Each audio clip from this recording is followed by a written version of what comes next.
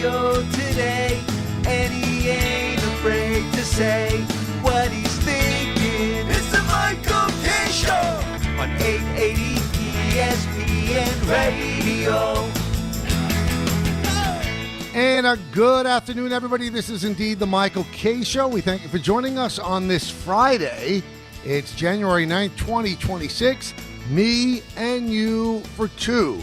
Those are the rules of engagement for the fastest 2 hours in sports talk history. A lot of stuff to talk about. Big weekend in the first weekend of the NFL playoffs, the Wildcard weekend they call it. We'll have our two-pack for sure, for certain, in the 2 o'clock hour. We're going to talk to Sal Paolantonio at about 2 o'clock as well to get his take on what's going on around the league. Now, the thing that you're most concerned about would be the Giant head coaching situation. So we all felt that when Mike McDaniel was fired as the head coach of the Dolphins, that presented quite a problem for the Giants and their pursuit and desire to hire John Harbaugh.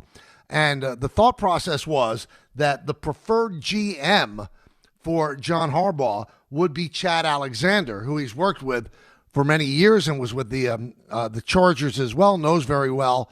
And that's not the way the Dolphins went, which kind of proves the point that they did not fire McDaniel in order to specifically hire Harbaugh. I think they'd like to hire Harbaugh, but if they did, they probably would have hired the GM that seemingly would be his choice. Instead, they went with Packers Vice President of Player Personnel, John Eric Sullivan. Now, that pick has been hailed around the NFL as being a very bright, progressive, smart pick by the Dolphins.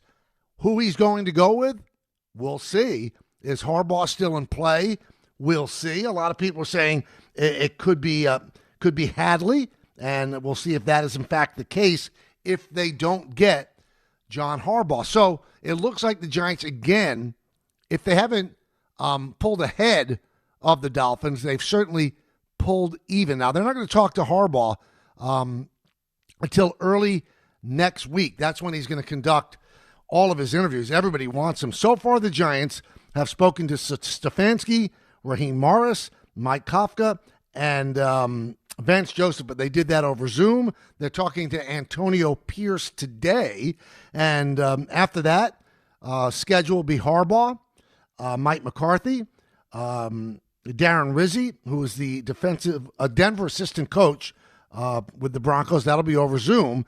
And then Lou Anarumo. So I'm sure there'll be more. But if they are, in fact, zeroed in on Harbaugh and they speak to him on Monday or Tuesday, why even interview anybody else? You've already fulfilled the Rooney requirement because you've interviewed Raheem Morris and today Antonio Pierce. You must interview two minority candidates in person. So the Vance Joseph interview, which is done over Zoom, does not count to fulfill the Rooney rule. So once they finish their interviews with Pierce today, then that does fulfill the Rooney rule. And if they talk to Harbaugh and they feel that he is the guy, then they could hire him.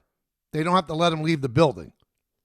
And from everything I'm hearing, he's going to want $20 million a year, which would be the top paid coach in the NFL. He wants $10 million more to choose his own staff and pay his staff. So when you hire Harbaugh, you're hiring $30 million a year of coaching salary. Now, that doesn't go toward any salary cap, so you can do what you want. Giants just got an infusion of money when the Koch family bought 10% of the team for $1 billion. So money should really not be an issue. It's going to be interesting to see how it plays out. But the Giants look like they are aligned fairly well to get the coach that reportedly is a guy that they really want. And that's Harbaugh. But is there more money out there? Would the Haslam family go crazy to get him in Cleveland? Make him an offer he couldn't refuse? $30 million a year? Stephen Ross of the Dolphins, by the way, 85 years old. So there's no need or no reason for him to be saving his money. He's 85 years old. New York real estate scion. And if he wants to offer him $40 million a year, he could certainly do that. And money is one issue. Another issue could be is Harbaugh comes in, said, I like everything about this place. Supposedly has a great affinity for John Mara. But he said, I want to bring in Chad Alexander. And I want Joe Shane gone. Now, that's pretty heavy-handed. But I got to tell you this. I think Harbaugh would have such a positive effect on what they're trying to do. If he wants to get rid of Joe Shane, then get rid of Joe Shane. Now, some people I've spoken to say that the Mara family doesn't like to be pushed around like that. Well, when you've had pretty much an 0 for 4 since Coughlin when it comes to coaches, and you've got a gold standard guy available, it might be time to let yourself be pushed around. And if they had just extended Shane and he had a 5-year contract, then I could understand the reluctance to let him go. He has 1 year left on his deal. 1 year. That should not be an impediment. If he has a problem working with Joe Shane, you get rid of Joe Shane. If he really is the guy that you want. I think it's a very simple equation. That's all there is to it. Is he the guy you want? Then you move heaven and earth to bring him in. Now, if it gets to silly money that Stephen Ross and Jimmy Haslam decide to throw in front of him, well, that's up for the Giants to decide. You know, Giants are very league-centric, where they do what's right for the league. I mean, remember, it was Wellington Mara that decided to split all the money evenly. That's why the NFL can have a team in Green Bay that can compete for a championship every single year, and a team in Cincinnati that could compete for a championship every year, because they split all the revenues equally. Baseball, they don't. That's why it's tough for smaller market teams to win, because they don't have the same revenue as everybody else. So Wellington Mara made a decision to make a call for the good of the league rather than the good of the New York Giants. And it certainly worked out. So would the Giants want to shatter the salary structure of coaches? Now, their thinking could be, well, if Stephen Ross and Jimmy Haslam are going to shatter it, why not us? Because it's going to be shattered one way or the other, right? Getting ahead of myself. I'm just saying that what happened over the last couple of days in Miami, the first thing that happened, the first domino was McDaniel going down. And then you felt, well, that's not good. That opens up a spot for Harbaugh, and there's a relationship between the Harbaugh family and Stephen Ross. But then they hire a GM that is not his reported preferred GM. Now the Giants are back in play. And as I said, if not even, maybe even ahead of the Dolphins. How much does the tax-free situation mean? How much does not having a quarterback in Miami affect a Harbaugh selecting them when the Giants have Jackson Dart? And by the way, if you watched Miami and Ole Miss, Jackson Dart was on the sideline, and you can see he was talking to, I believe, an assistant coach, and it was very easy to read his lips, where somebody said to him, or the person said to him, well, who are the Giants going to hire? And he said, I think Harbaugh or Stefanski. And that's pretty much the way it's been handicapped. So maybe Jackson Dart knows something.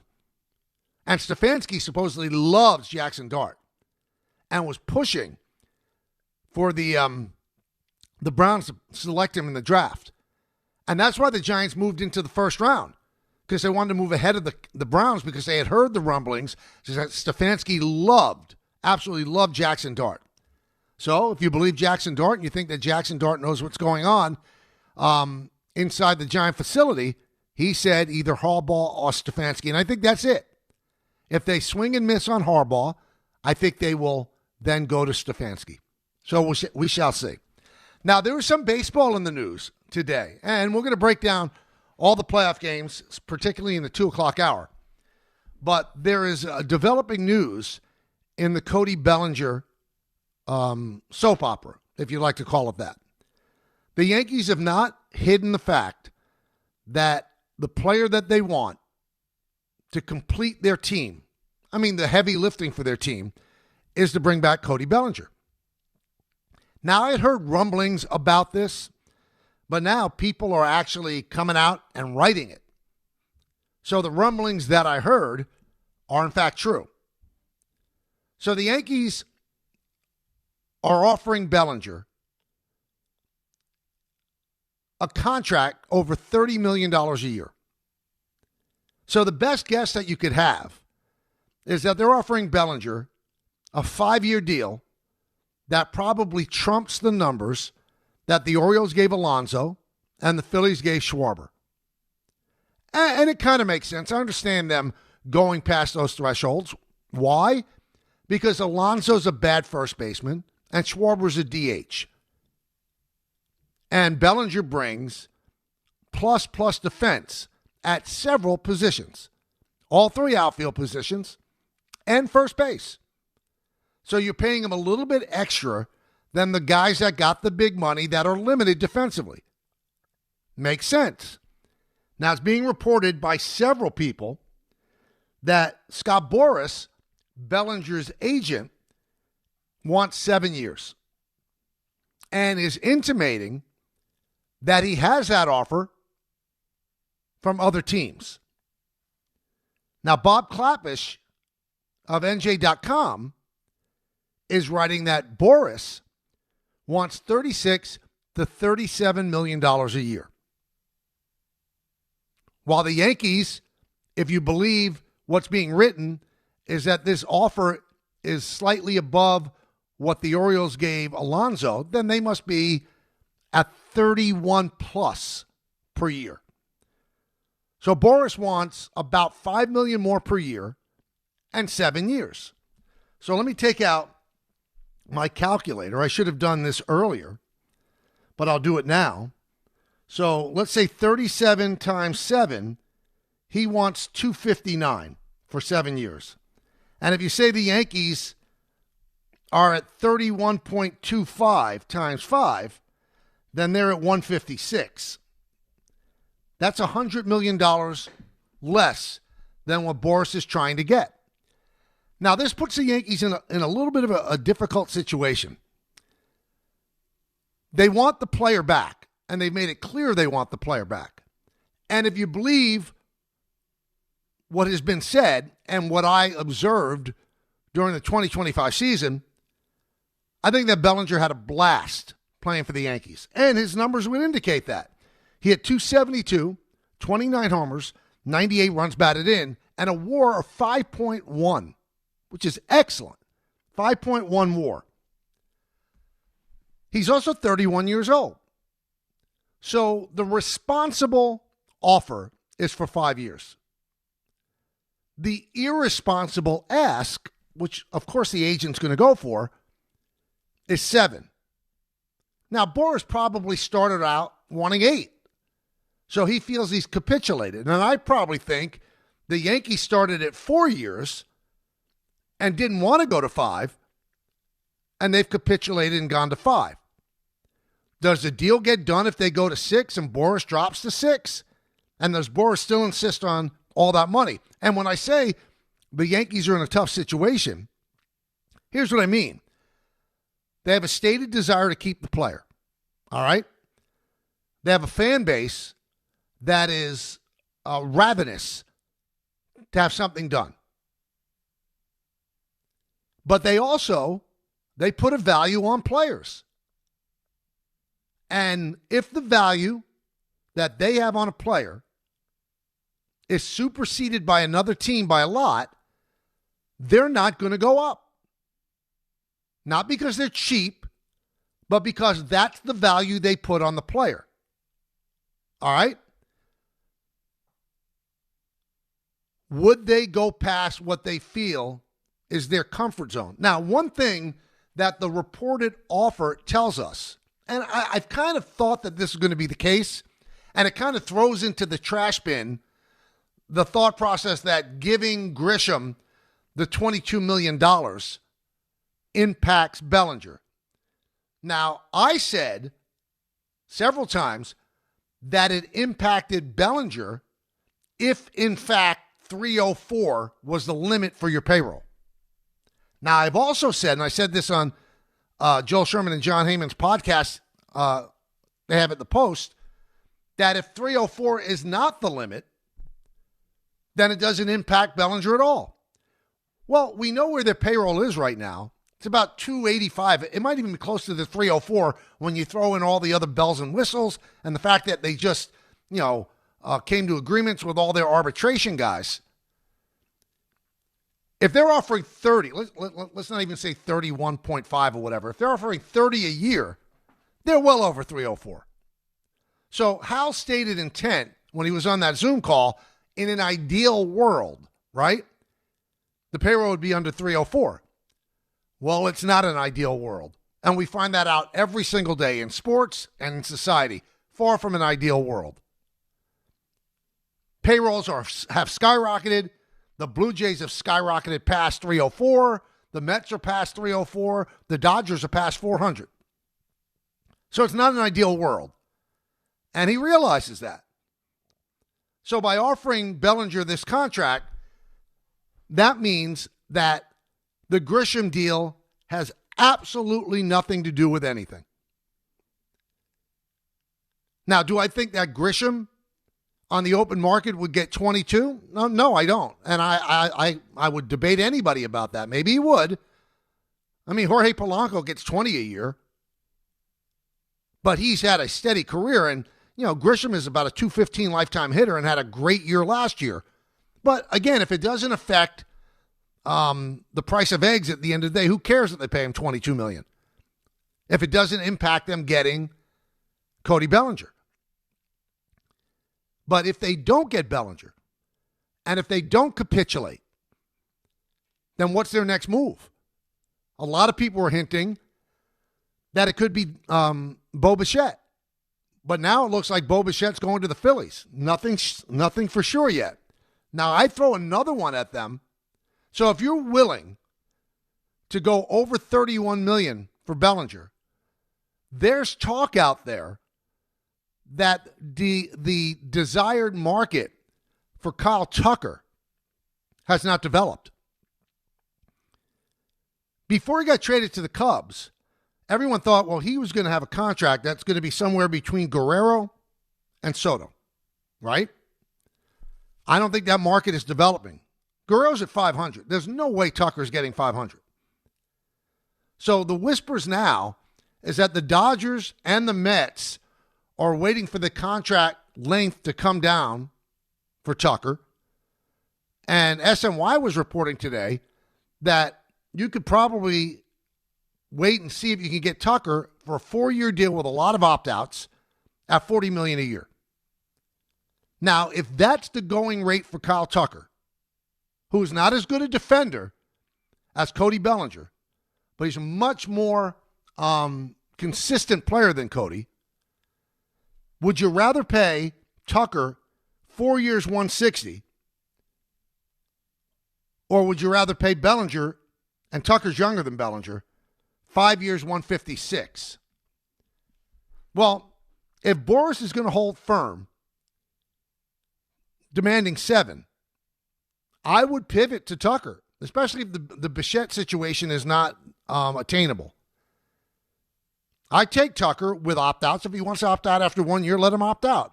Because what's the old saying, which I don't necessarily agree with, nothing bad about a 1-year contract. There's not a bad 1-year contract. I disagree, but that is the going cliche in baseball. Would they pivot that way? I don't know. Would they pivot with a trade? I don't know. Would they then say, okay, we trust our young players, and it's going to be Jason Dominguez in left field?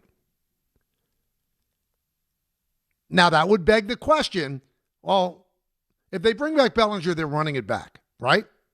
On a team that won 94 games, tied with the Blue Jays for the most wins in the American League. If Bellinger doesn't come back, then they're not running it back.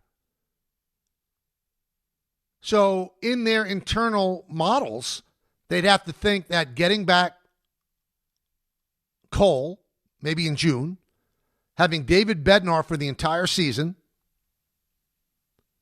that gets them to about 94. Right now, Vegas has them at 93.5 even before getting Bellinger. Now, the Yankees don't take advice from me. Strange, right? They should. But my advice to them, and I like Cody Bellinger as a player, and he seems like a delightful guy. If Scott Boras insists on 7, and he says, I've got 7 from another team, the Yankee answer should be, you should take it. The Yankee answer should not be, we'll go to 7. At some point, you got to tap out. And I truly don't believe that if they tapped out, this is a money issue. And for all you Yankee fans that are lying in wait right now, and I'm sure you're going to call in and you're going to be angry, they should be able to get whatever they want. But if a really rich person walks into a car dealership and they want to buy a car, and the car dealer knows that they're a really rich person, and the car dealer puts $100,000 plus onto the car that the average person that walks in wouldn't be charged, the rich person would not do it. You don't get rich by being foolish. And for all you Yankee fans that think they should give him whatever he wants, remember, because I've been on this airwave for 25 years now, that's exactly what you said about DJ LeMahieu. How'd that work out? And I think that they probably capitulated to the screams of Yankee fans and gave him more than they wanted to give him. And you know how that contract turned out? He was released last year, and part of their payroll this year is $15 million that they're paying him for not playing. So the old adage, just give them what they want, doesn't work. It's not a smart way to do business. I think the Yankees have made an eminently fair offer. Let me take that back. They haven't made a fair offer. They've made an extraordinarily good offer. And you know why I say that? If he took the Yankee offer, he would be in the top 5 average annual value of outfielders in Major League Baseball right now. Number 1 is Soto at 50. Number 2 is Judge at 40. Number 3 is Trout at 35.5. Number 4 is Betts at 30. Betts is third at 36.4. Trout's 35.5. At the present time, number 5 is Christian Yelich at 26.9. So if he signs this, he'd be 5th. And to be honest and to be fair, there are better outfielders than Cody Bellinger that make less money. The guy in San Diego, Fernando Tatis Jr., is better. He averages 26-something a year. So there are a lot of guys out there that you could say, well, if Cody Bellinger's getting $31 million, and I'm not trying to cost Cody Bellinger money. I don't think the Yankees are trying to cheap him either. The Yankees have offered him a great deal, but his agent's doing his job. He wants a better deal. I don't think the Yankees are going to go to 7. And I don't even think they'll go to 6. Boris is doing what an agent does, trying to get his client the best deal. And something that the Yankees have to watch out for, we know that Boris will take this into February. And maybe the Yankees make the pivot before then. And maybe the pivot for the Yankees is to just go with Dominguez so they don't have to worry about anything. But if their pivot is, well, let's get in on the Tucker sweepstakes, especially if it comes down to 4 years, we'll go up to $40 million. If it comes down to 4 years,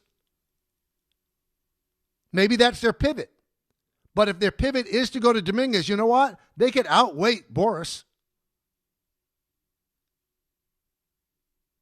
If Bellinger goes somewhere else, and really, Bellinger, if he likes being with the Yankees, who's giving him 7? Everything that you read, there's no way the Dodgers are giving him 7. The Dodgers won't give Tucker 7. They're not giving him 7. There's no way the Mets are giving him 7. So who's giving him 7? If somebody gives him 7 years, it's going to be a team that's desperate. It's going to be a team like the Angels. You want to play for the Angels? You know what? The Yankee answer then would be, go play for the Angels. Now it becomes an incredibly high-stakes game of chicken. Who's going to blink? And when you sign with Boris, you listen to Boris. And the Yankees can't go directly to Bellinger. They can't. It's against the basic agreement. Look what happened when Jerry Jones went to right to Micah Parsons. It doesn't work out. And maybe that's why you're reading the Brandon Cuddys of The Athletic and the Bob Clappishes and the Heymans and the Shermans. They want the number out that they offered because they're not ashamed of the number. The number's an amazing number. Because if the number's out publicly, now Cody Bellinger knows. Because maybe Boris isn't telling Cody Bellinger. And maybe Cody Bellinger is going to say to Boris, take it. But it becomes complicated. Again, you trust Boris with getting you the most money. That's why you hire him. And Boris might say to Bellinger, I know what the offer is. I think I could get more. So it comes down to, does Bellinger get itchy and is afraid that the Yankees end up pulling the offer off the table? And a lot of teams, when they deal with Boris, they'll go, here's the offer. You got 24 hours. Otherwise, it's off the table. I don't think the Yankees are going to do that, especially not now. Maybe in a couple of weeks they will. But that's the situation right now with Bellinger. Let's talk about it. 1-800-919-3776. Big slate of NFL games. Another semifinal game. Oregon against Indiana will be tonight. And that team, the winner of the game tonight, which is on ESPN, will play Miami for the national championship. So a lot of stuff to do. I'm glad we could finish the week with you. It's KNU right here on ESPN New York. Hey, sorry I missed you. Your call is very important to me. Just not as important as the New Jersey Lottery's Green Ball promotion being back on Pick 3 evening drawings. See, if the green ball's drawn, that's a free second chance to win. So, yeah, you get it. It's only through February 1st, though, so try me after then. Must be 18 or older to buy a lottery ticket. Please play responsibly. If you or someone you know has a gambling problem, call 1-800-GAMBLER. For game odds and promotion details, visit njlottery.com/pick3. All the way over Barzell, score! New York Islanders hockey is back at UBS Arena, and it's time to bring the family and make some noise. With more afternoon games this season, the Islanders have special kids-themed games and activities for young fans. Play games pregame at the park and head inside for fun on the concourse and on the ice. Tickets for the 2025-26 season are on sale now. Get your tickets at NewYorkIslanders.com. What if your instincts could pay off? With Robinhood Prediction Markets, you can put your sports IQ to work on the games you know best. It's not you against the house. It's you participating in a live market. Buy or sell your predictions all game long. Trade every play with Robinhood. Visit Robinhood.com/predict. That's Robinhood.com/predict. Futures and cleared swaps trading involves significant risk and is not appropriate for everyone. Event contracts are offered by Robinhood Derivatives LLC, a registered futures commission merchant and swap firm. If you've been injured in an accident that wasn't your fault, then you need a lawyer who knows New York's unique personal injury and workers' compensation laws. At the Parisman Firm, they have decades of experience handling all types of accident cases and a proven track record of delivering huge results. Their team has already recovered nearly $1 billion for injured New Yorkers. From construction to car accidents and slips and falls, they've got you covered. Call the Parisman Firm now at 718-WORKERS, where your case is their cause. Get the justice you deserve today. The Wildcard round is here, and FanDuel is turning on playoff mode. All customers get a profit boost pack every NFL playoff game day.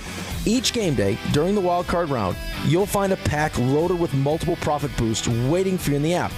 Pick the matchups you believe in, take a shot on an upset, or build a parlay that fits the moment, then apply your profit boosts and go after even bigger payouts while the playoffs get rolling. So visit FanDuel, an official sportsbook partner of the NFL. Grab your profit boost pack every NFL playoff game day. Each game day, during the wildcard round, you'll find a pack loaded with multiple profit boosts waiting for you in the app. Must be 21 and older and physically present in New York. Often required. Bonus issued as non-withdrawable profit boost tokens. Restrictions do apply, including any token expiration and max wager amount. See terms at sportsbook.fanduel.com. For help with a gambling problem, call 1-877-8-HOPE-NY or text HOPE-NY at 467369. I know that hiring can be challenging. You sort through tons of resumes and you get too many so-so applicants. You're just waiting for someone to match your role perfectly. Well, now, there's a place where you can meet them fast. ZipRecruiter. Need to hire right away. Start your search for strong candidates. The right fit awaits. Build your team, build it sooner. Meet your match on ZipRecruiter. Just head to ZipRecruiter.com/ESPN right now to try it for free, and you're on your way to meeting your match. 4 out of 5 employers who post on ZipRecruiter get a quality candidate within the first day. So try it now. Go to ZipRecruiter.com/ESPN. Once again, that's ZipRecruiter.com/ESPN. Meet your match on ZipRecruiter. Try it free. Rich Eisen here. As you all know, I care deeply about pediatric cancer research and awareness. That's why I'm proud to talk about Hyundai Hope on Wheels. For over 27 years, every Hyundai sold has helped fund life-saving pediatric cancer research. Together with over 850 dealers nationwide, they've raised more than $277 million, supporting over 25,000 kids in their fight against cancer. At Hyundai, hope isn't optional. It comes standard. Visit HyundaiUSA.com and search Hyundai Hope on Wheels to learn more. Smalls here. Life is full of choices, some big, some small. And when you choose an H&R Block Tax Pro, you're choosing the largest network of tax expertise to be in your corner. For when your big ambitions need help with the small details. For when your 6 figures come from 6 different places. For when your gaming stream becomes your revenue stream. For when your business's year 1 needs 70 years of tax know-how. At H&R Block, they've seen it all. And they're here to help you make the most out of your money for life outside the box. Welcome back to the show, everybody. Game Time brought to you by Tullamore Dew Irish Whiskey, because when it's game time, it's Tully time. At 7:30, college football playoff semifinal continues with the Peach Bowl. Indiana takes on Oregon. You can watch the game on ESPN TV, and of course, you can listen right here. Well, not right here, but on 1050 ESPN, our sister station. 7:30, Nets host the Clippers at Barclays Center. That'll be on Yes. 9 p.m., the Knicks are in Phoenix to play the Suns. Coverage begins at 8:30 p.m., and that'll be right here on 880 ESPN and also on MSG. Tullamore Dew the original triple distilled, triple blended, triple cask matured Irish whiskey. Be sure to grab a Tullamore Dew. Try the new Tullamore Dew Honey during today's action. Glass up to enjoying Tullamore Dew responsibly. I just told you the developing story with Cody Bellinger. The Yankee offer from several precincts is over $30 million a year. In all likelihood, it's a 5-year deal. According to Bob Clappish of NJ.com, Boris wants a 7-year deal, ranging anywhere from $36 to $37 million a year. And I don't think the Yankees are going to go over 5. Now, is there movement on the money? I don't think you lose a player over average annual value. Like, I don't think you go up to 37, but if they can go to 32.5 and get him, I think they'd do that. But I don't think they're going to 7. And frankly, and if you've listened to the show, I am not an anti-Boris guy. He does what he does to get his guys the most money. I don't think he has a 7-year offer. If he does, I think the Yankees have to say that he should take it, because they're not going to 7 years. They're not. Let's start off with Moose in Jamaica. Moose. What's going on, Michael? Good afternoon. If I haven't told you Happy New Year, Happy New Year. Same Hope to you, it was buddy. safe and healthy and happy and fun. Thank you. Yes. So the whole Cody Bellinger thing, and then I'll discuss what you mentioned about the Mets that I ironically mentioned on the previous iteration of the Michael K. Show and got so much slack from, but we saw it come true. Now, as for Cody Bellinger and Trent Grisham, if you sign Jason Dominguez as a youngster from DR, and Spencer Jones is a high draft pick that has shown success in the minors and also is wanted by other teams for assets they have that the Yankees want, why even bother offering Grisham the qualifying offer and trying to negotiate with a 30-year-old outfielder who has shown that he can have a bad season or two, but find it again once he changes his approach from less power to more contact? Well, I think you're answering your own question, Moose. You're saying that Spencer Jones has had success, right? He strikes out 36% of the time. Michael, I never felt we should have even engaged with these guys. Bring up the youngsters. This is how we did in the 90s. If you bring up the youngsters and they're not good, what does that do?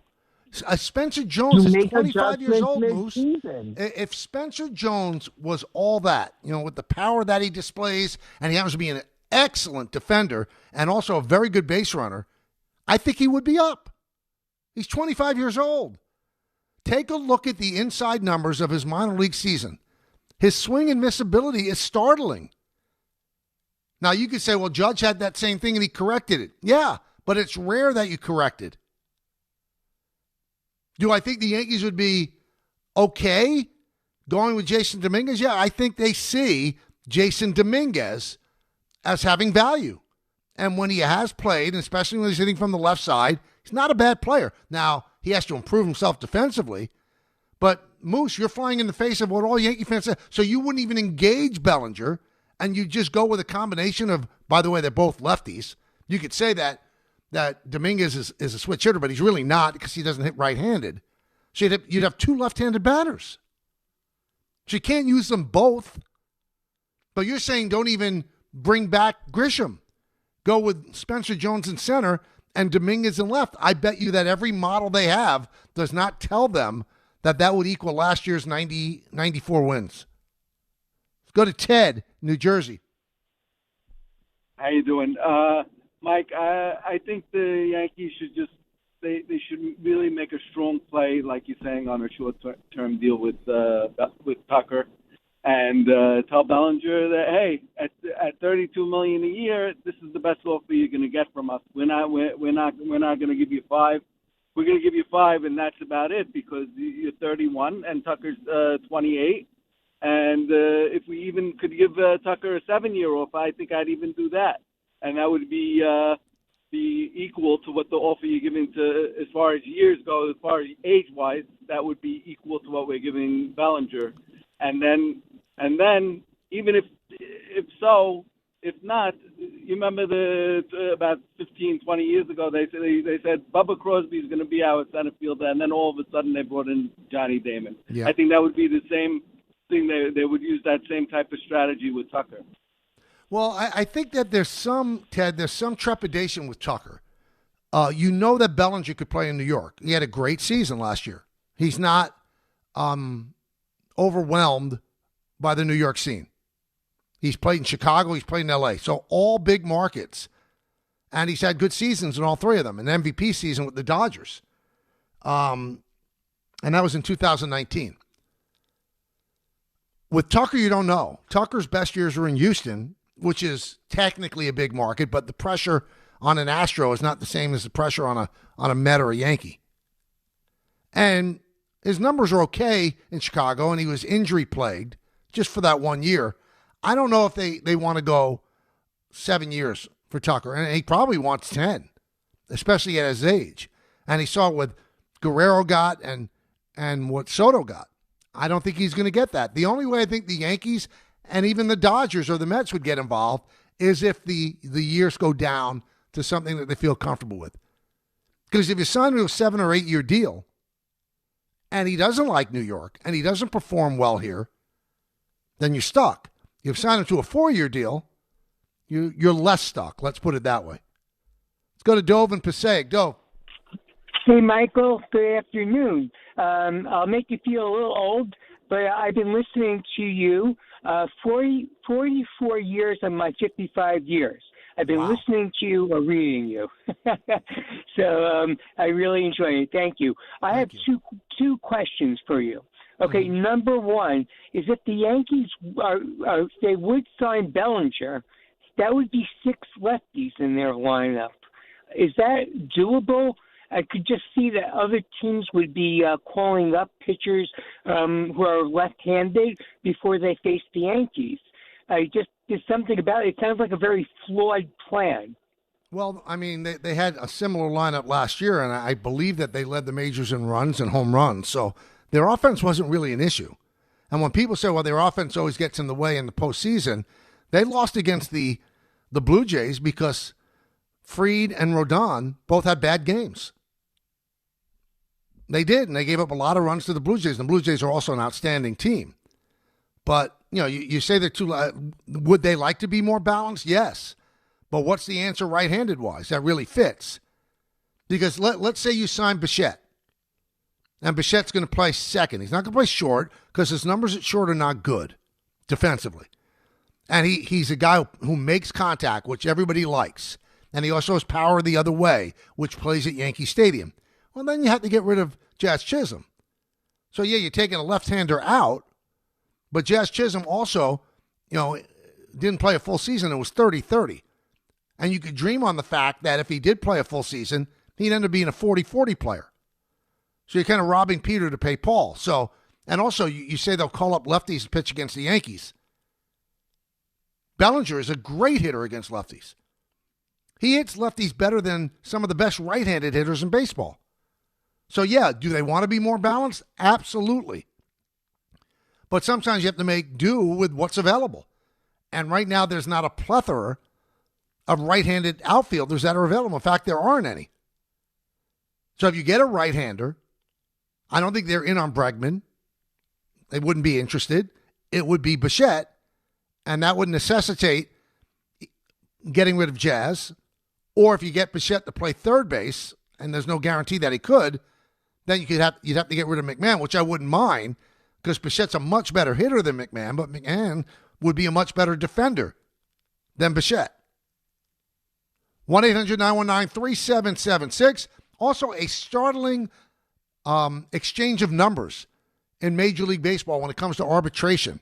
We'll talk about that when we get back. Sal Paolantonio is going to join us at 2 o'clock, talk some NFL. We'll make our 2-pack of picks later on in the 2 o'clock hour. We roll till 3 at that time. Don, Hahn, and Rosenberg, and it's all right here on ESPN New York. The experts at PC Richard & Son use a 4-step mattress fitting process to make sure that your new bed fits you perfectly. PC Richard & Son. If you've been injured on a construction site, then you need a lawyer who knows New York's unique labor laws. At the Parisman Firm, they have decades of experience handling construction accident cases and a proven track record of delivering huge results. Their team has already recovered nearly $1 billion for hardworking New Yorkers. From scaffold accidents to slip and falls and equipment failures, they've got your back. Call the Parisman Firm now at 718-WORKERS. That's right, 718-WORKERS, because your case is their cause. Get the justice you deserve today.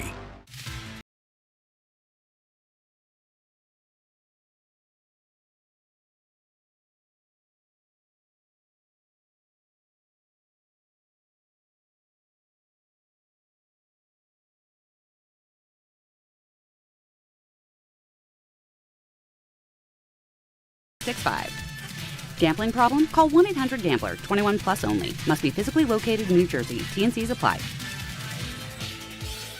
Hey, New York and New Jersey, Boost Mobile has an unlimited talk, text, and data plan that's only $25 a month forever, meaning you'll only ever pay $25 a month for the rest of your life. Who wouldn't want unlimited wireless when it only costs $25 a month forever? If you don't, you must be one of those people who enjoy overpaying for their phone plan. $25 a month forever is truly as good as it gets, so go online and switch now at boostmobile.com. After 30 gigabytes, customers may experience slower speeds. Customers will pay $25 a month as long as they remain active on the Boost Mobile Unlimited plan.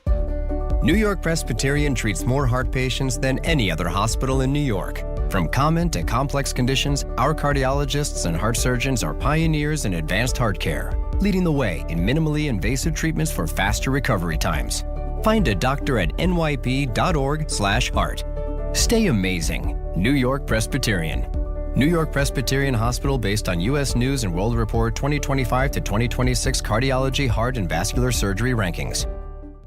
Hey, football fans, picture this. You bet on your favorite player to score the first touchdown in the game, but his teammate scores instead. If this happens, BetMGM wants to give you another chance at the end zone. With BetMGM's Second Chance promotion, you'll get your stake back if your first touchdown scorer scores second instead. Really? That's right. Bet on any pro football player to score the first touchdown of the game. If you're right, you win. If your player scores second, you get your stake back in cash. With BetMGM's Second Chance offer, You have a chance to keep the fun going after the first player crosses the goal line. BetMGM and GameSense remind you to play responsibly. See BetMGM.com for terms. 21 years of age or older to wager and physically present in New York and New Jersey only. Existing customer offer. Subject to eligibility requirements. Rewards paid back in unrestricted withdrawable funds. Gambling problem? In New York, call 877-8-HOPE-NY or text HOPE-NY 467-369. In New Jersey, call 1-800-GAMBLER. This college football moment is brought to you by ServPro. College football teams have moments they recovered from and made it like it never even happened. Like on October 2nd, 1993, when the University of California faced a 30-0 halftime deficit to Oregon. Cal went on a remarkable 42-11 run in the second half to capture a 42-41 victory, one of the largest comebacks in college football history. ServPro, like it never even happened. The post-crib assembly press conference, brought to you by Progressive. Michael, you had some trouble putting the crib together today. What went wrong? You know, those instructions can be tough, and, well, you saw the outcome. Were you upset when your wife pulled you and called in the backup? No, I mean, the baby needs a crib to sleep in, so whatever it takes. You've got a changing table to put together next. It's got a lot of drawers. What's your comment? You know what? We're done here. Like it or not, sometimes you need a backup. That's why there's Progressive to protect your home and auto. Progressive Casualty Insurance Company affiliates and other insurers. Not available in all states or situations. The college football playoff semifinals continue. Let's go! Tonight in the Chick-fil-A Peach Bowl. I get questions, how you going to sustain it? We're not looking to sustain it. We're looking to improve it. Hoosiers! The Indiana Hoosiers face the Oregon Ducks. Touchdown, Oregon! The magic continues! The college football playoff semifinals. Tonight on 1050 ESPN and the ESPN New York app.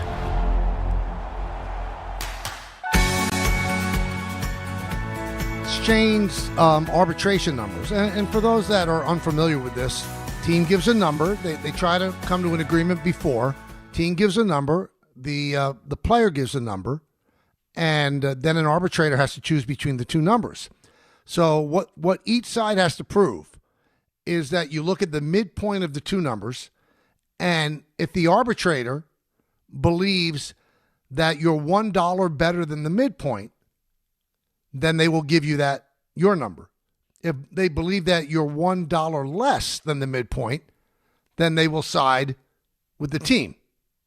And usually the numbers are fairly close, but there has never been a disparity like the one between Tarek Skubal and the Detroit Tigers.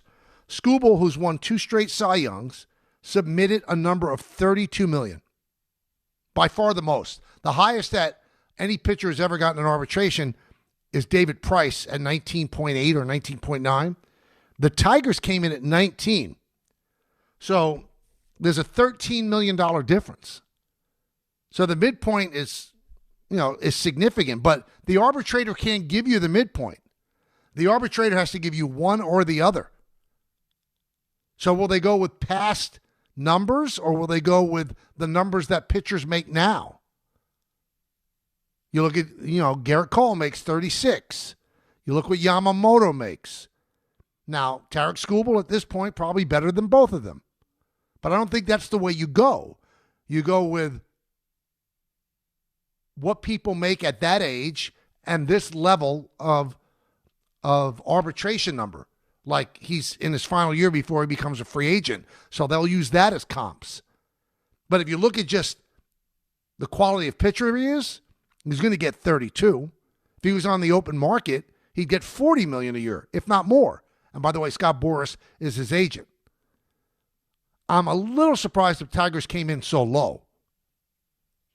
Do they want to win? If they want to win, then you probably would come in at 23 and have the midpoint and the spread be only $9 million. But the spread's $13 million. That's going to be a very interesting one to watch.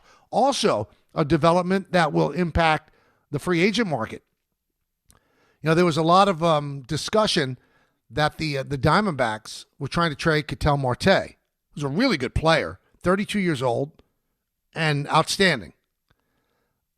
And they were talking with teams, and they were not getting the return that they wanted. I think his average annual value of his contract, which has 5 years remaining, is only $14 million. So it's a gift for his production. But they have told people today that they've decided to take him off the market because they're not getting the return they want.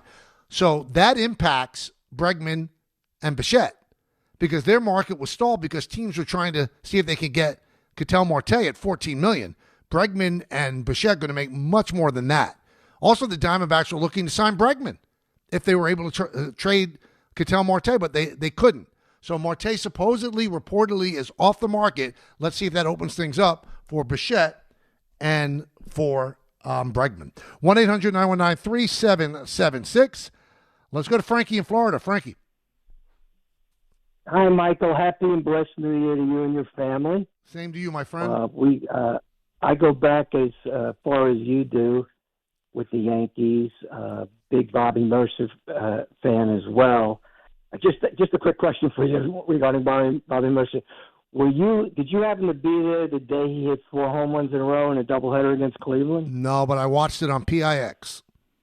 You did watch it. Now, did you remember all the stuff that went on that day? Well, they wouldn't allow him to hit that 5th home run. I know that he's told me, he used to tell me that story too. He never got a pitch to hit. Right, and also that day was the day that Hamilton threw those folly floaters and Tony Horton called back to the dugout. Oh, wow. You remember that? I do remember that. I don't remember putting those two together, but I obviously have seen the scene of that, Horton crawling back to the dugout.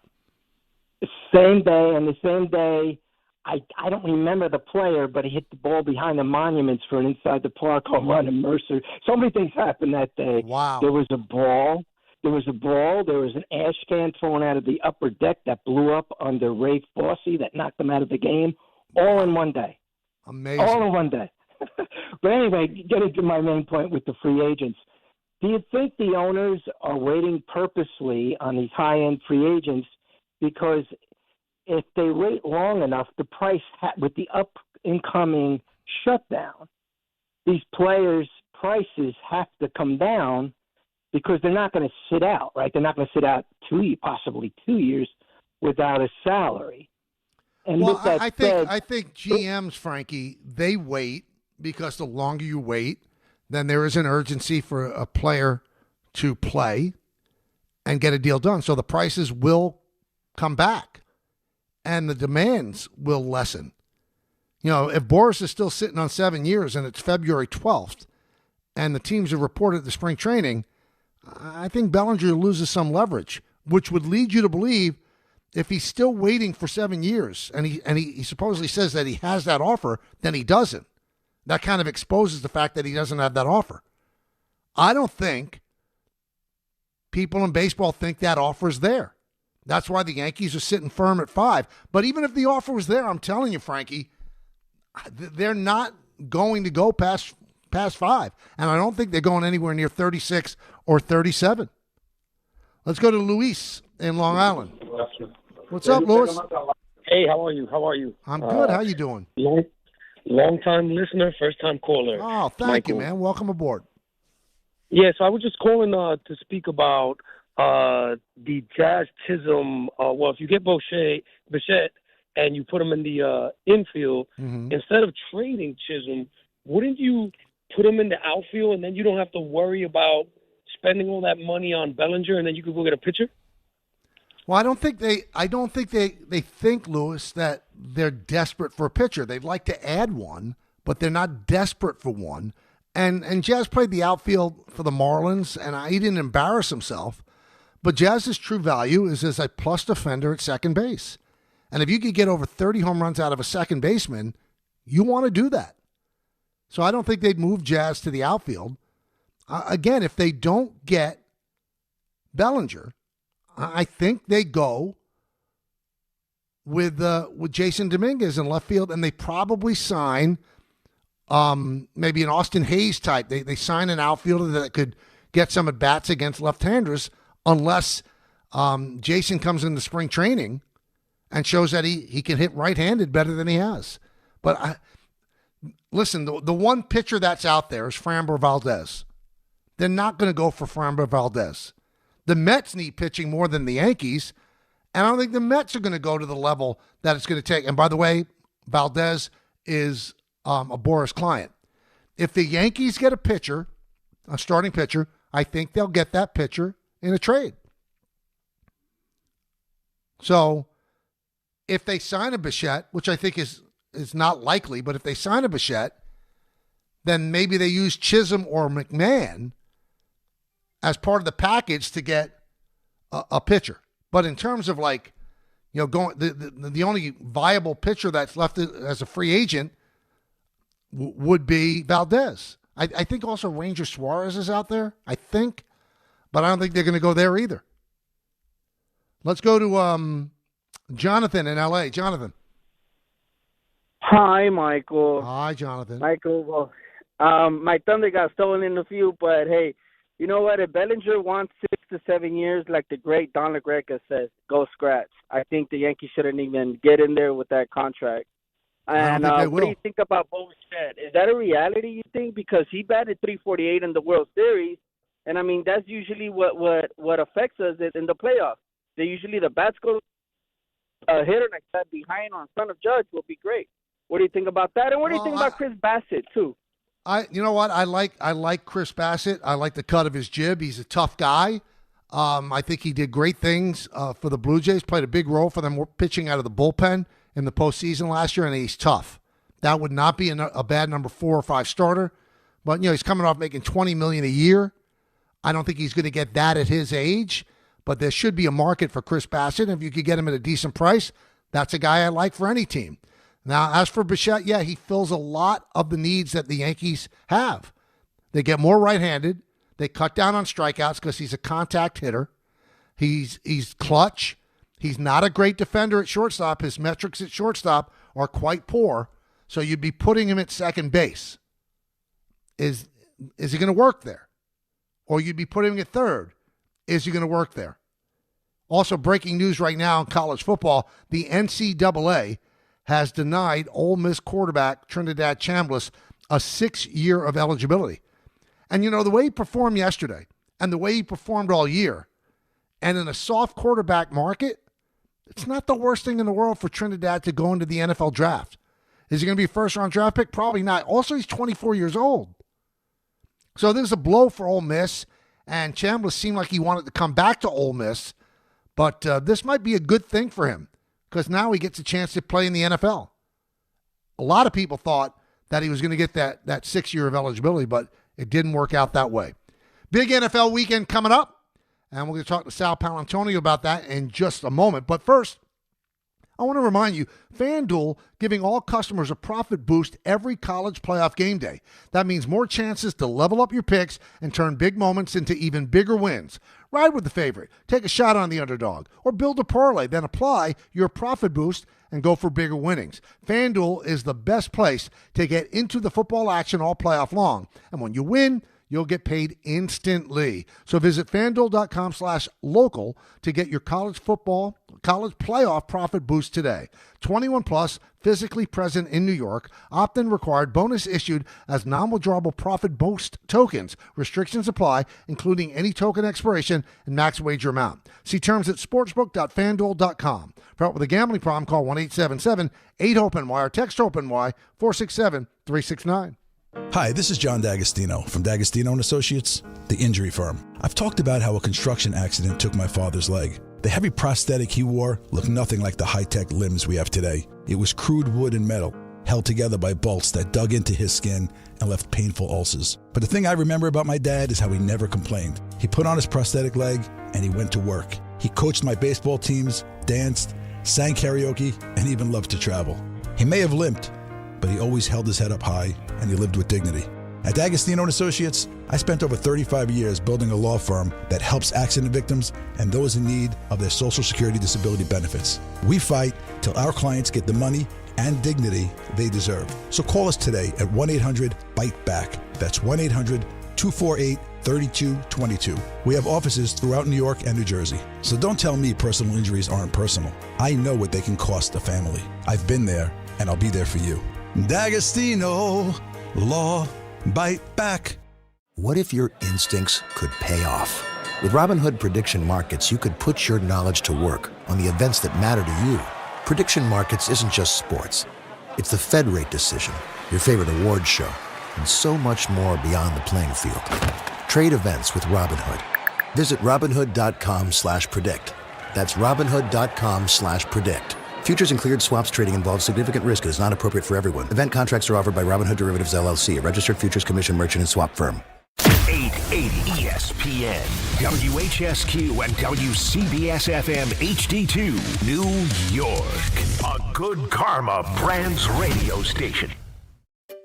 Finding great candidates to hire can be like, well, trying to find a needle in a haystack. Sure, you can post your job to some job board, but then all you can do is hope the right person comes along, which is why you should try ZipRecruiter for free at ZipRecruiter.com/ESPN.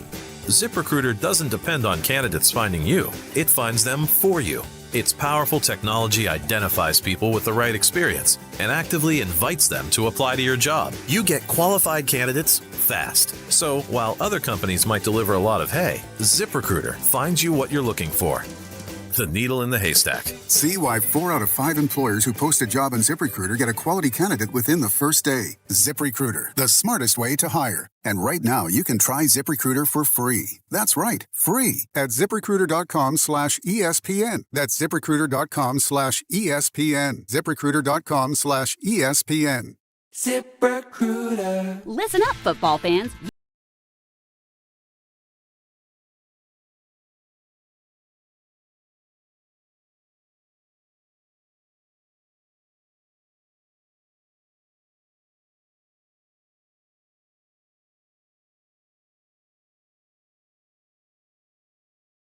At Bet365. Gambling problem? Call 1-800-GAMBLER. 21 plus only. Must be physically located in New Jersey. T&Cs apply. In-app only.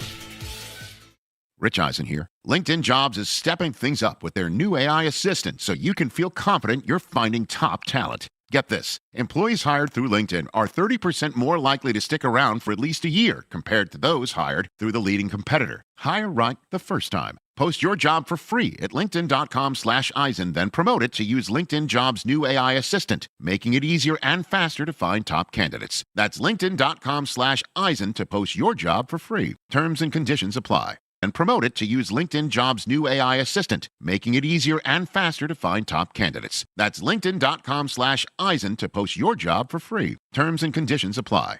My name's Brian Windhurst, and I've seen a lot of good offense in my life. If you're looking to initiate some offense of your own against your high-interest credit card debt, I'm letting you know a SoFi personal loan might be the play. A SoFi personal loan could be quite the triple threat with low fixed rates, no fees required, and as soon as the same-day funding. View your rate for a SoFi personal loan at SoFi.com/offense. Loans originated by SoFi Bank, NA member FDIC. Terms and conditions apply at SoFi.com/offense. NMLS 696891.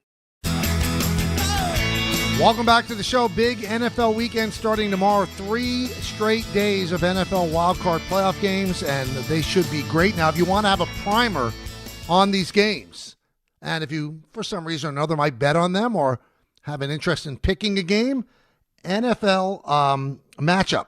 You could watch it on ESPN2, and it's on at 8:30 a.m. tomorrow. Sal Paolantonio is all over that show. And now he's all over this one, as he's nice enough to give us some time on this Friday. Sal, how you doing? Michael, thanks for the opportunity to be on your show, and thank you for mentioning the NFL matchup show. We just left NFL Films.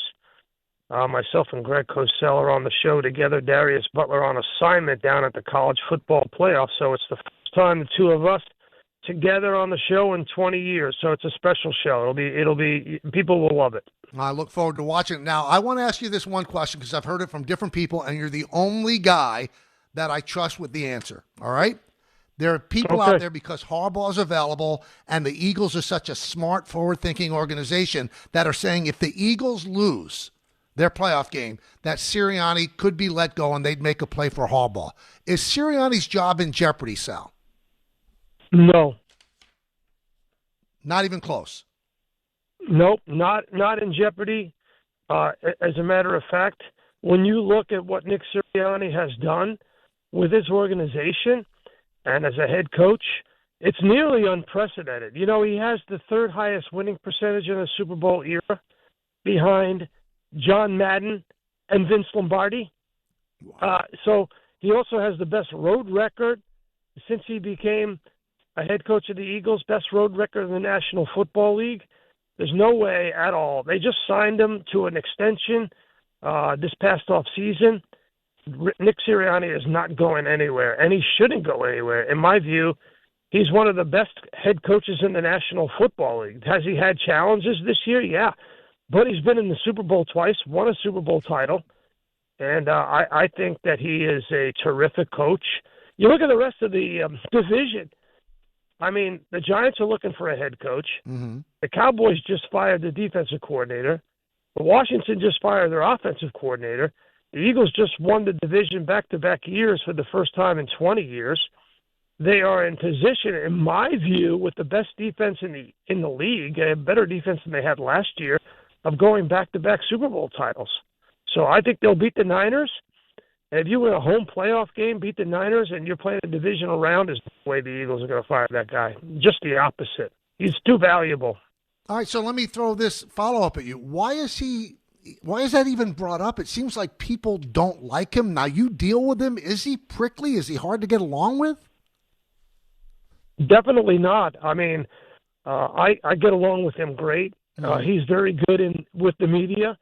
But more important, and this is one of the biggest things, misconceptions about him that sort of popped up last week, his decision to rest his starters against Washington. Yeah, I was going to ask you about that. What do you think? Well, here's the thing about Nick Sirianni. Nick Sirianni listens to his 12-person players' council.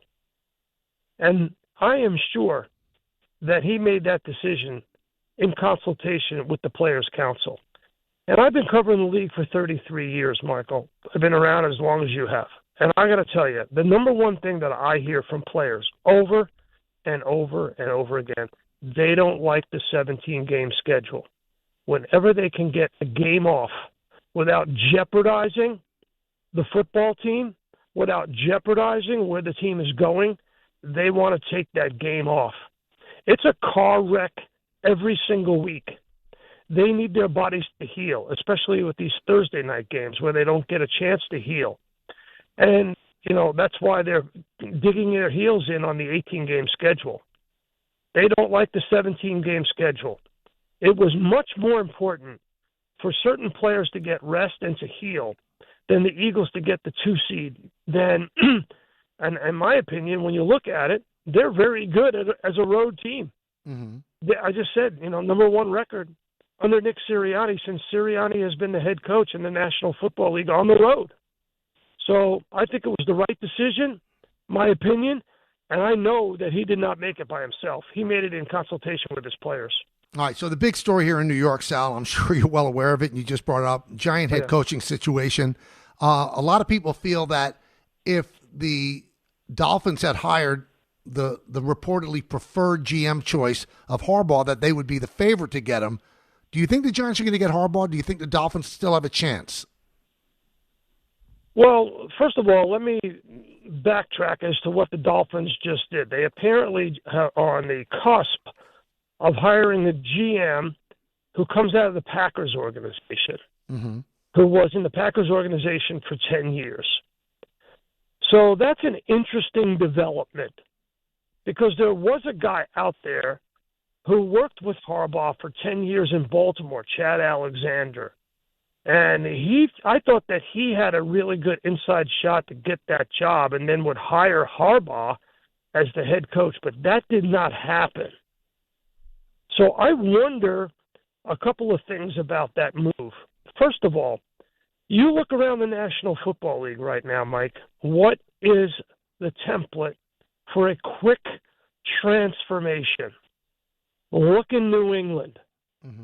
How did they get Drake May to become an MVP candidate basically overnight? Josh McDaniels. Josh McDaniels has been by his side day one. That was the hire that Vrabel made. You watch those games. When Drake May comes off the field, Josh is the first guy to greet him with the Microsoft tablet. They sit on the bench together. They go over what just happened on the field, and they plan out their next moves. You look at what's going on in Jacksonville. a complete transformation. Trevor Lawrence, in a word, stinks. He was stinking. He was terrible for a couple of years. Liam Cohen comes over with Sean McVay's playbook in L.A., where he used to coach, and he transforms Trevor Lawrence. Trevor Lawrence just had the best December of any quarterback in the last 6 years. Coaching matters. Design matters. Execution matters, of course. But first you have to have coaching, design, and play calling. You look at what LaFleur has done with Jordan Love. I mean, Jordan Love, before he got concussed, was really playing well. Design matters again. But the biggest one is Ben Johnson. Ben Johnson, they brought him in not only as the head coach, play caller, play designer, quarterback guru, and he has transformed Caleb Williams for they got a home playoff game for the first time in, 10 years practically. Mm-hmm. So that's the template. And if I'm the Giants, I'm looking to hire somebody who can do that. It could be Kevin Stefanski, 2-time Coach of the Year, good designer, good play caller, came out of Kevin O'Connell's system in Minnesota, who came out of Sean McVay in L.A., so he knows how to design plays, call plays. He knows how to coach a quarterback. This was the issue for Harbaugh in Baltimore, and I love Harbaugh. Harbaugh's a culture creator. If you can find a culture creator who can also coach offense and the quarterback, I'm talking about Sean Payton. If you can find that guy, and, the reason why Sean Payton has been so successful with Bo Nix is he's got that combo platter. He's a culture creator, but also play designer, play caller, and quarterback guru. And that's why you see the transformation of the Broncos. The problem with Harbaugh in Baltimore, Michael, is he kept cycling through offensive coordinators. Couldn't get it right with Lamar Jackson. 3-6 record with Lamar Jackson in the postseason, Harbaugh, when he was 8-4 without Lamar Jackson, when he had Flacco and the right combination. So that's, to me, is the thing. If you're going after Harbaugh, the first question I'm asking is, who's your OC? Who's your play designer? Who's going to sit on the bench after the series is over with Jackson Dart and go over the Microsoft tablet? This is what we see. This is what we can fix. This is what we have to do next. Who's going to do that while Harbaugh is coaching the team? So I don't want to put words in your mouth. We're talking with Sal Paolantonio here on the Michael K. Show. It sounds like you might lean more towards Stefanski? If you're the I would Giants? lean towards somebody like Stefanski. Right. I think Stefanski is a terrific coach. He got put in a bad situation, obviously, in Cleveland. Deshaun Watson, then they draft Shedeur Sanders, and they can't figure out to bring in Flacco, and they get rid of Baker Mayfield. They couldn't figure out their quarterback problem. They haven't been able to figure it out since they went back to Cleveland in 1999. So they have a problem institutionally there that Stefanski couldn't overcome. You don't have that in New York. You have a GM in place, whether you like him or not, he's there. You have the money. Of course, the Giants have a boatload of money. You have a quarterback. You have Jackson Dart. You need somebody to coach Jackson Dart. You need somebody to give that young man defined throws and answers to the tests when they're blitzing him. You need somebody who's going to say to Jackson Dart, hey, take care of your body. We don't want you to put your body in harm's way. One of the things that really troubled me about Jackson Dart, and I think he's a wonderful young man. He looks like he's going to be a terrific player. But when he said, hey, it's not soccer, it's football. Remember when he said that, Michael? Mm-hmm. Yeah. My retort to him would have been, and it's not college, it's the pros. Right. They're trying to take your head off. Learn to slide and get out of bounds without getting hit, because availability and reliability are just as important as ability. Well, you've been around football your entire professional life. So if the Giants indeed have targeted Harbaugh as the guy they want, and he comes in and they check all the boxes for him, but he also says, I don't want Joe Schoen here. Would they get rid of Schoen, and should they get rid of Schoen? Two different questions. I don't think they would. And I'm not really equipped to answer the question of should they, because I'm not in that building. I don't know the relationship between Schoen and the Mara family in that organization. So I'm not going to answer that question. I mean, we could sit here and go through the draft picks and whether they made mistakes and hire this guy or draft that guy. The bottom line is Joe Schoen, when I was there for the draft, drafted Jackson Dart. And that was a smart move. If you got a GM, you got an ownership willing to spend money, you need a coach who can coach that quarterback. So if you're bringing Harbaugh in, Harbaugh, I want to know, hey, first question, close the doors with Harbaugh. John Mara's sitting there. Joe Schoen is sitting there. John Harbaugh is in the room. First question I'm going to ask him is, what went wrong with Lamar Jackson? Tell us. Give us the honest answer. And if he doesn't provide an honest answer, well, then that's, a red flag number one. And then my second question is, who's your offensive coordinator? Who's your staff? Who's going to coach our young quarterback? Now, the games, we've got a lot of openings in the NFL, 7 at this point. Will there be more according to the outcomes of these games? Do you believe that if the Bills lose to the Jags, that job would be open? Right. So I think you opened something up there. I'm not sure, but we can speculate. So why don't you and I speculate right here on the radio? Let's do it. You ready to do that? Yep. Let's do it, Michael. All right. I'm going to say, based on what I know about Sean McDermott and his agent, Bob Lamont, and that Buffalo Bills organization, and the number of wins that Sean McDermott has, and the fact that Joe Barry, the offensive coordinator, may get the job as the head coach to coach Lamar Jackson in Baltimore, I'm going to say Sean McDermott's going to keep his job. Now, the other one is Matt LaFleur to keep an eye on. Mm-hmm. If the Bears beat Green Bay, just keep an eye on it. I'm not saying that he's in trouble. I don't know what's going on inside that organization. But let's just say, again, we're speculating, that this guy from the Packers was just hired by Miami. Okay? So connect those dots. There's one other one, too. Let me throw at you. If the Texans beat the Steelers, I'm not saying that the Steelers would fire Tomlin. Might they have a mutual parting of the ways? People are saying he might go to TV, but I think he moves right to the top of the Giant list if, in fact, he's available. So what do you think about Tomlin? Well, of course. Now that's, you're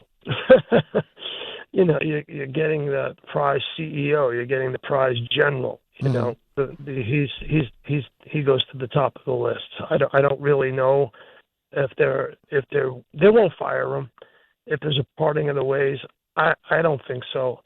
I think, knowing the way the Rooney family works, I think they would be loath to give up on Mike Tomlin. Would Mike Tomlin give up on them? I don't know. I think he's pretty happy. Been around the Steelers a lot the last 2 years. He's happy with that team, the grittiness of it, the toughness of it, the togetherness of it. He and Aaron Rodgers get along really well. I don't see it, Michael. I really don't. All right, so let's go over some of these games in the time that we have left with you. It starts tomorrow. It's Saturday, 4:30, Rams and the Panthers. Who do you like in that one? I like the Rams a lot. I mean, the Rams were plus 172 in the point differential, and the Panthers are the only team in the playoffs with a negative point differential, negative 69. And Matthew Stafford is not going to turn the ball over 3 times like he did a couple of weeks ago, and where the Rams lost 31-28. Devontae Adams is coming back. I think they're going to boat race him. I actually do. All right, the next game, 8 p.m., that'll be on Prime. It's Packers-Bears. We talked about that. How do you like that Packers.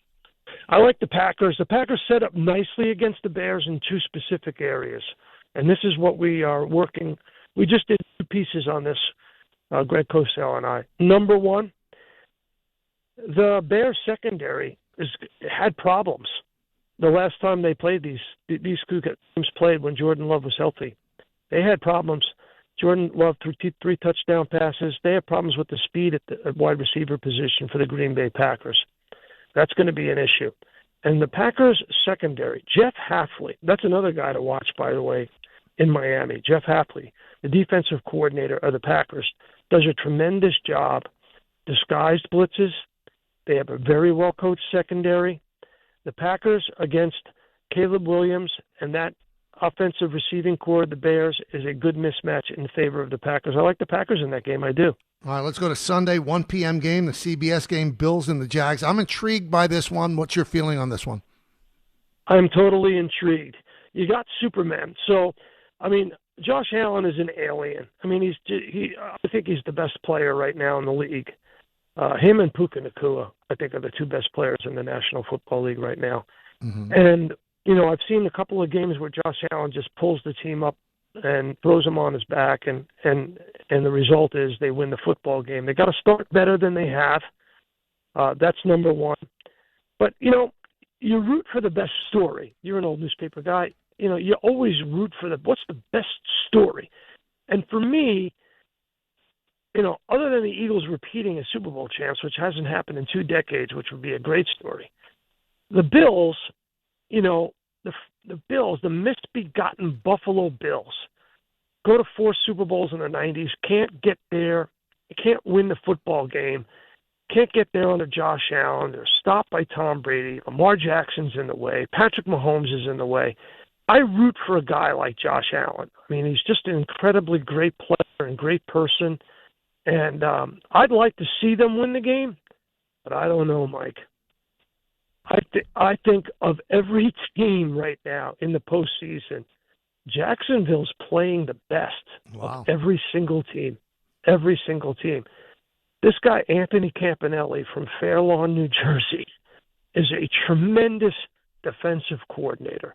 They play with violence. Everybody's talking about Liam Cohen and Trevor Lawrence.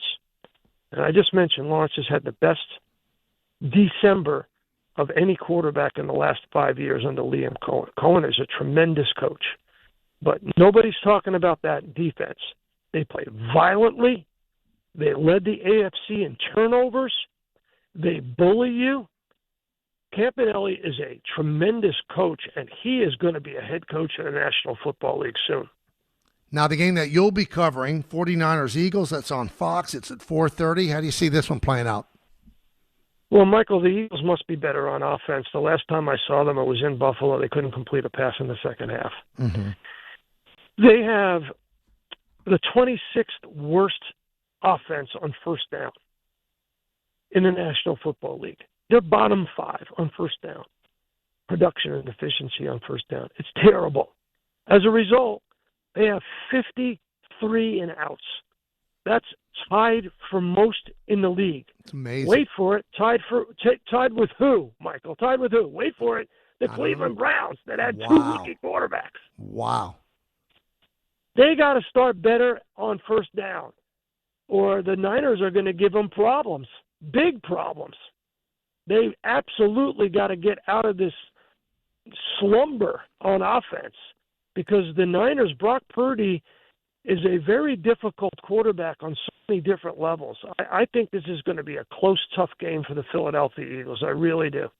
All right, the NBC Sunday night game, another one that I'm looking forward to seeing, Chargers-Pats. That's going to be in New England. It's supposed to be really cold. How about this one? Yeah, it's supposed to be 11 real field game time in Foxborough and windy. You know, you take a team out of L.A. and Justin Herbert and you put him in that environment, it's going to be difficult. I really love, as I've said before, just to you a few minutes ago, I really love what Josh McDaniel has done with Drake May. The design of it, the defined reads, the passing concepts are creative in the red zone. They have the best red zone offense. The Chargers are good. I was out in Denver last week. The Chargers are good in their front 7. They obliterated the starting 5 of the offensive line of the Denver Broncos. Sean Payton started everyone last week, and the Chargers had no problems getting to Bo Nix and kept the Denver Broncos out of the end zone offensively. So the Chargers will attack Drake May, but Patriots are in attack mode right now.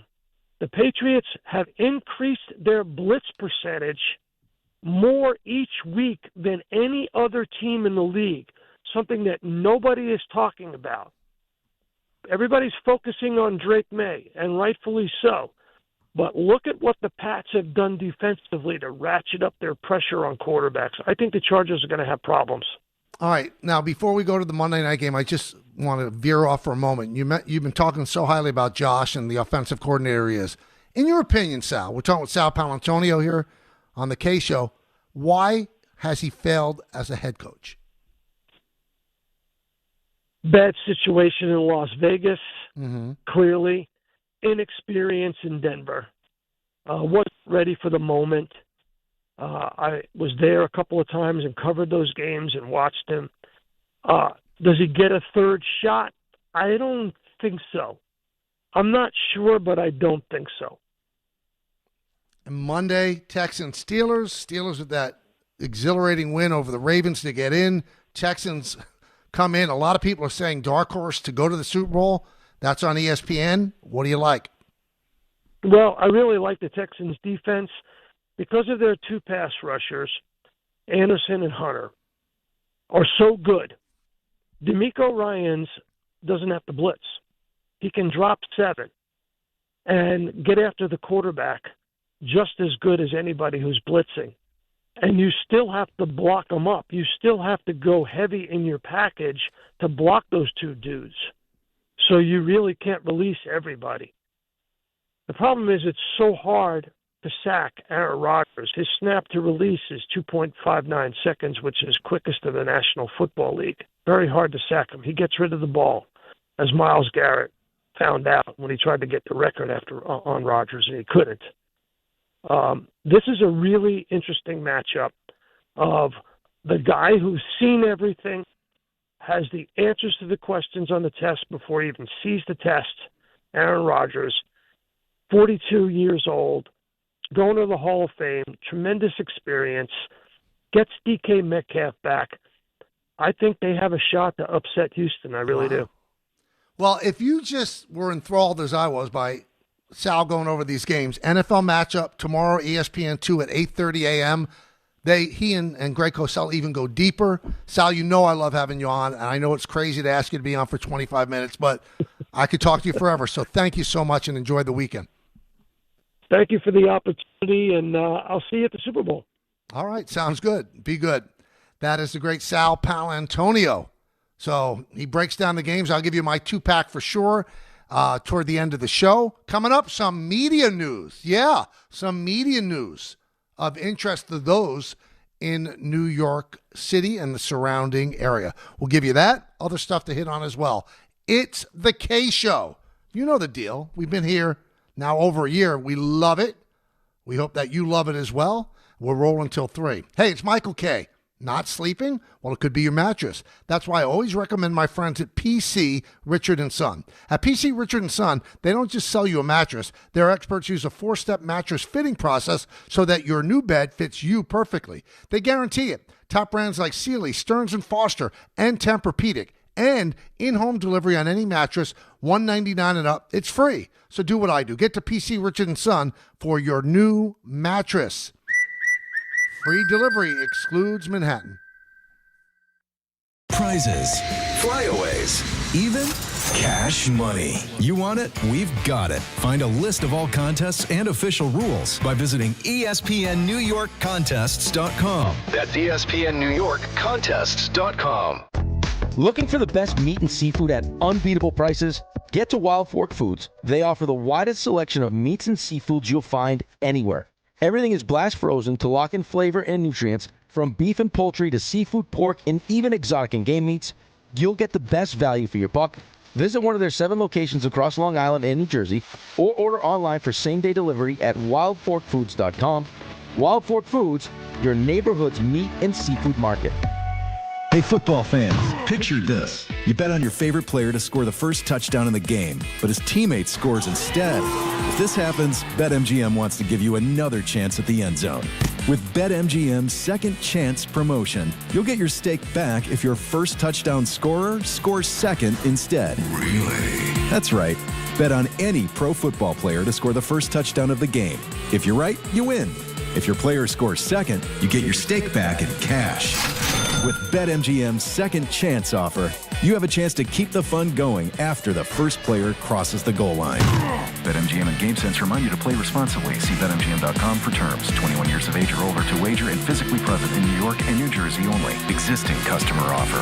Subject to eligibility requirements. Rewards paid back in unrestricted withdrawable funds. Gambling problem? In New York, call 877-8-HOPE-NY or text HOPE-NY 467-369. In New Jersey, call 1-800-GAMBLER.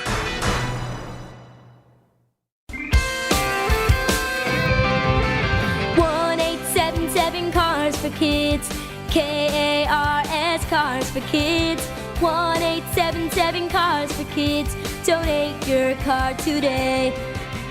1-877 Cars for Kids. KARS Cars for Kids. 1-877 Cars for Kids. Donate your car today. Ready to get rid of that old car? Donate it to Cars for Kids. Call 1-877-CARS-FOR-KIDS to reach a friendly live agent. Donation is super easy, and your car can be picked up as soon as tomorrow. Call us now, 877-CARS-FOR-KIDS. That's cars with a K to donate your car today. 1-877 Cars for Kids. KARS Cars for Kids. 1-877 Cars for Kids. Donate your. Did you know you can donate real estate too? Go to carsforkids.org. That's carsforkids.org. New York Presbyterian treats more heart patients than any other hospital in New York. From common to complex conditions, our cardiologists and heart surgeons are pioneers in advanced heart care, leading the way in minimally invasive treatments for faster recovery times. Find a doctor at nyp.org/heart. Stay amazing. New York Presbyterian. New York Presbyterian Hospital based on U.S. News and World Report 2025 to 2026 Cardiology, Heart, and Vascular Surgery Rankings.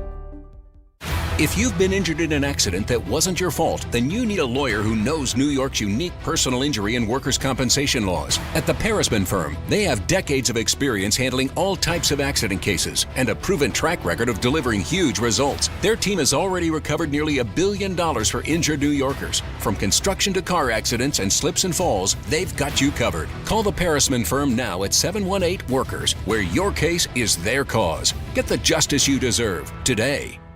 Every 40 seconds, a child is reported missing.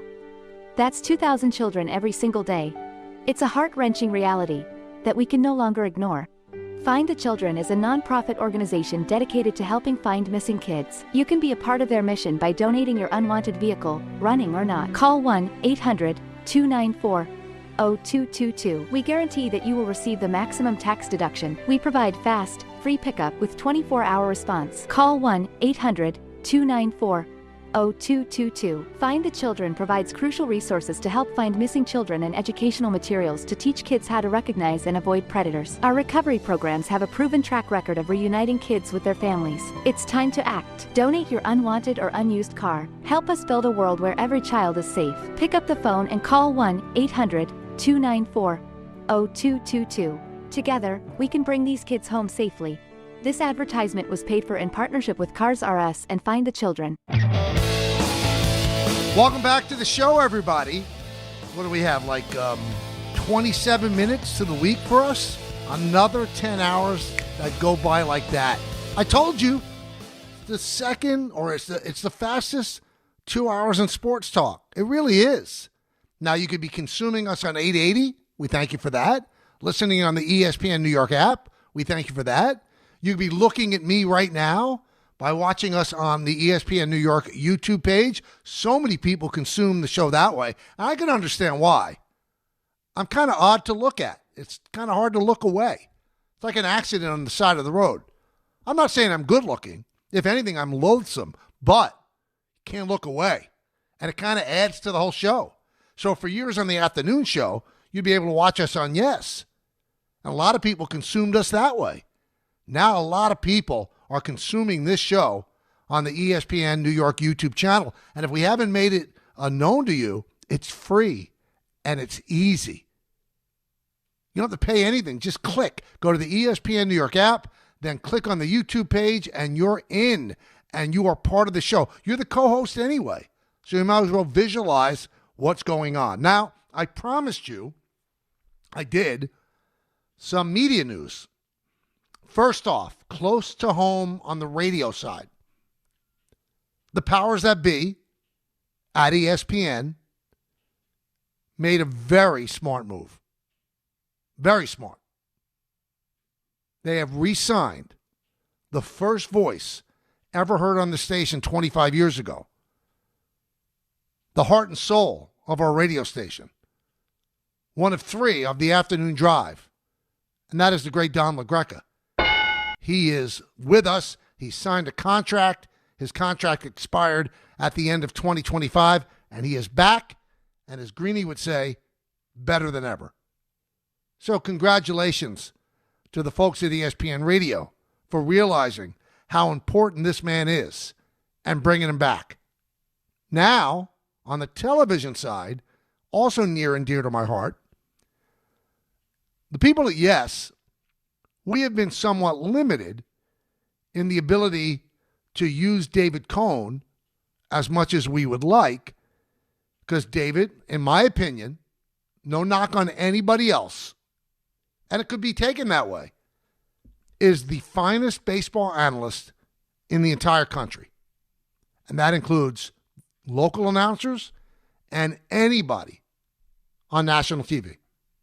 He's that good. A mutual parting of the ways between David and ESPN. David had done the Sunday Night Baseball games for the last few years, and that kind of limited him to how much he could work on Yes, and usually kept him off our games and the series that we broadcasted on weekends. Well, ESPN and David have parted ways because of ESPN's new baseball contract. It just didn't work with David wanting to continue at Yes and then doing games that will kind of spread all over the place. Middle of the week, it's not Sunday. Sunday now is NBC. So David will no longer be on ESPN, which means we'll have him more on Yes. And so every baseball fan out there, even if you're not a Yankee fan, that you could turn on the Yes Network and hear David Cohn, to me, that's a win. It's a win for everybody. So two big media bits of news. I thought I'd hit you with that. 1-800-919-3776. Let's go to Eric in Long Island. Eric. Hi, Michael. Thank you very much for taking my call, and I couldn't agree with you more about Don and David. I thought Sal was a great guest, although I don't think he really answered your question about John Harbaugh and Miami in light of the fact that they hired the Green Bay Packer personnel director as opposed to the one that he knows working with his brother. But you know what? I wonder if you got this out of him, Eric. I don't think he was as high on Harbaugh for the Giants as most people are. Yeah, I think you're right. I think he was actually leaning more towards Stefanski or somebody else. But I had a quick question, and I apologize for sort of switching back to your earlier gear. I think you're spot on with regard to Cody Bellinger. I love the Yankees. I love Cody Bellinger. I think he's great. But 5 years at 31 or 31.5 million, I think is more than generous. I think it's more than appropriate.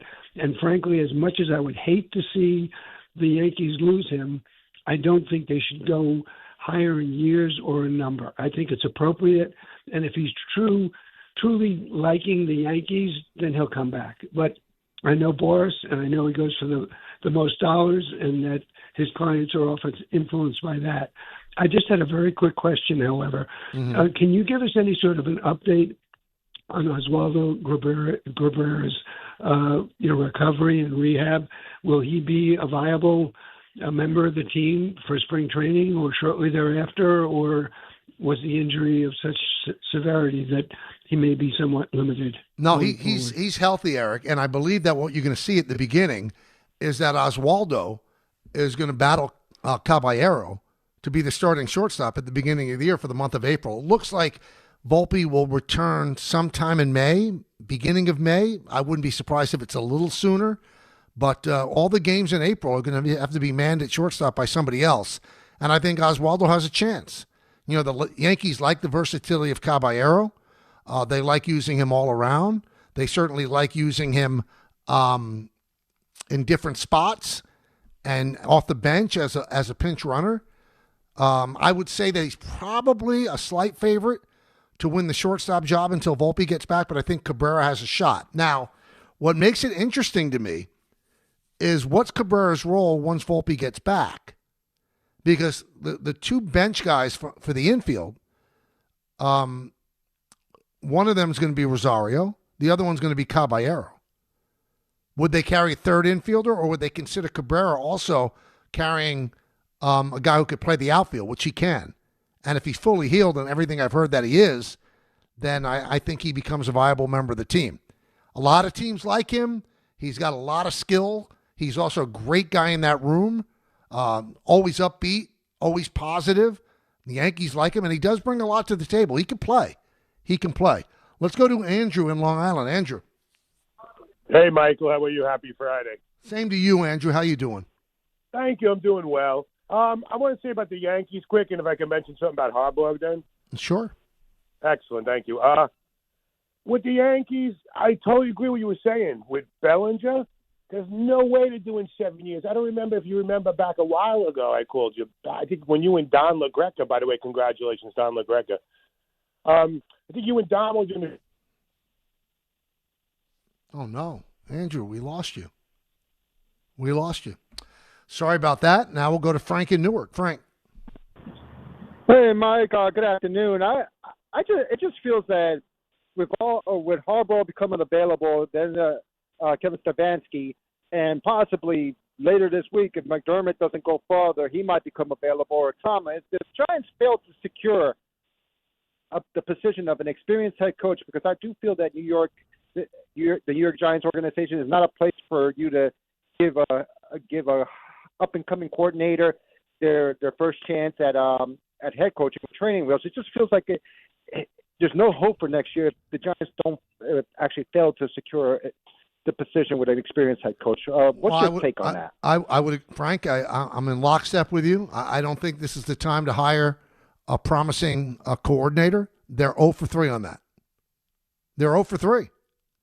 So McAdoo, Judge, and then Dable didn't work out. Dable was coach of the year and won a playoff game, but after that it went downhill.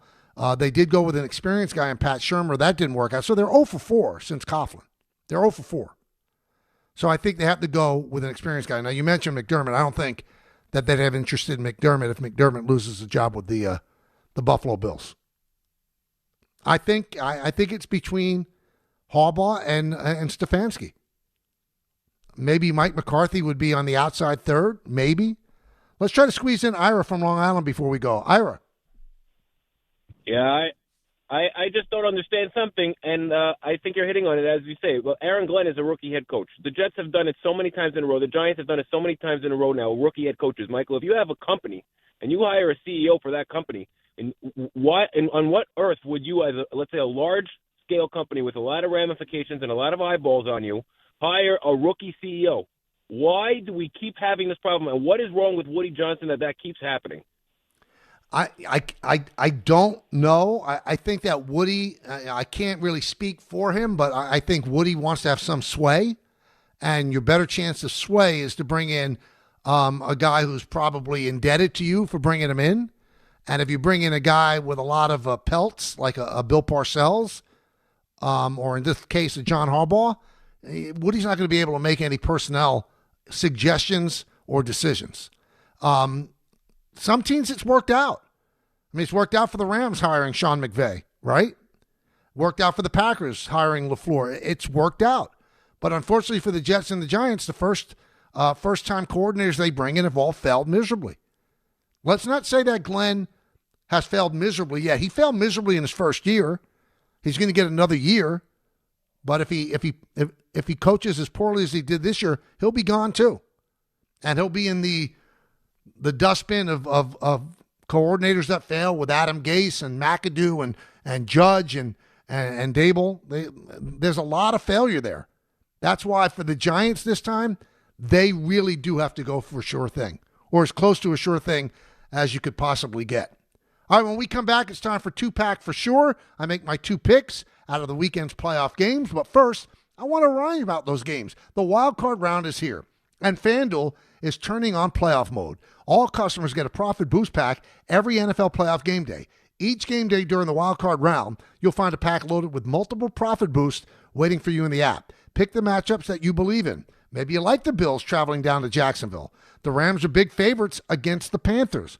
Or maybe the Monday night matchup between the Steelers and the Texans, that might be your game. Hey, take your shot on an upset or build a parlay that fits the moment. Then apply your profit boost and go after even bigger payouts while the playoffs get rolling. So visit FanDuel, an official sportsbook partner of the NFL, and grab your profit boost pack every NFL playoff game day. 21 plus and physically present in New York. Opt-in required. Bonus issued as non-withdrawable profit boost tokens. Restrictions apply, including any token expiration and max wager amount. See terms at sportsbook.fanduel.com. For help with a gambling problem, call 1-877-8-HOPE-NY or text HOPE-NY. That's 467-369.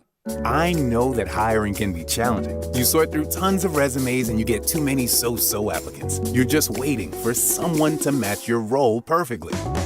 Well, now, there's a place where you can meet them fast. ZipRecruiter. Need to hire right away.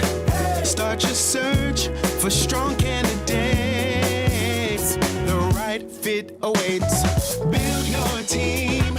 Build it sooner. Meet your match on ZipRecruiter. Just head to ZipRecruiter.com/ESPN right now to try it for free, and you're on your way to meeting your match. 4 out of 5 employers who post on ZipRecruiter get a quality candidate within the first day. So try it now. Go to ZipRecruiter.com/ESPN. Once again, that's ZipRecruiter.com/ESPN. Meet your match on ZipRecruiter. Try it free.